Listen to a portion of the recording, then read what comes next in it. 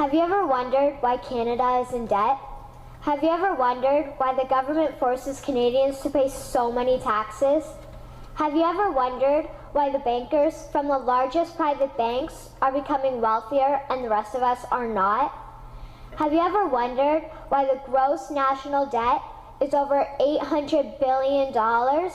Or why we are spending $160 million a day on the interest of the national debt? That's $60 billion a year. Have you ever wondered who receives the $60 billion? What I have discovered is the banks and the government have colluded to financially enslave the people of Canada. I will share with you 3 important points of reference which will hopefully spark enough interest and concern for you to continue the research on your own and to engage your government to stop this criminal act against the people of Canada. First, we will briefly examine the Bank of Canada. Second, we will see how our banking system works today. And lastly, I will offer a viable solution that we can petition our government to implement. A very little known figure in Canadian history is J.L. Gradon McGeer. He was a lawyer, Member of Parliament, and Mayor of Vancouver. His contribution to Canada is probably the greatest in our history. He championed the creation of the National Bank of Canada, whose sole purpose is to create and manage Canada's money. It was formed on July 3, 1934, and owned by all Canadians. Until the 1970s, because of the Bank of Canada, Canada's national debt was held at a constant, manageable level, until the government decided to implement what we now have as our modern-day banking system that is robbing the Canadian people.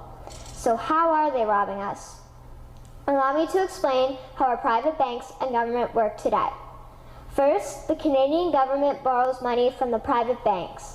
They then lend the debt-based money to Canada with compounded interest. The government then continues to increase taxation of Canadians year after year in order to pay back the interest on the exponentially growing national debt. What results is inflation, less real money for Canadians to spend into our economy, and the real money being used to pad the pockets of the banks. Also, the government gave the banks the ability to loan out money that doesn't exist in the form of loans. When a bank gives you a mortgage, which literally means a death pledge, or a loan, they don't actually give you money. They click a key on a computer and generate the fake money out of thin air. They don't actually have it in their bank vaults. Presently, the banks only have $4 billion on reserve, but they have loaned out over $1.5 trillion. To quote Graham Towers, each and every time a bank makes a loan, a new bank credit is created. New deposits, brand new money. Broadly speaking, all new money comes out of a bank in the form of loans. As loans are debt, then under the present system, all money is debt. What I find interesting is even Jesus, in Matthew 21, drove out the money changers in the temple because they were manipulating the currency to steal money from the people. The private banks are just like the money changers in Matthew 21. They are defrauding and robbing the people of Canada, thus their freedom, and they need to be stopped. How should the banking system work? In an infamous interview, Mr. McGeer asked Mr. Towers, "Can you tell me why a government with power to create money should give that power away to a private monopoly and then borrow that which Parliament can create itself back at interest to the point of national bankruptcy?"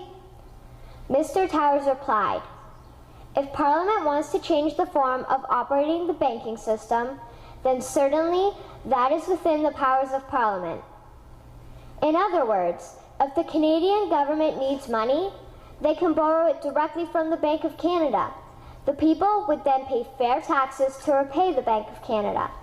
This tax money would in turn get injected back into our economic infrastructure and the debt would be wiped out. Canadians would again prosper with real money as the foundation of our economic structure and not debt money."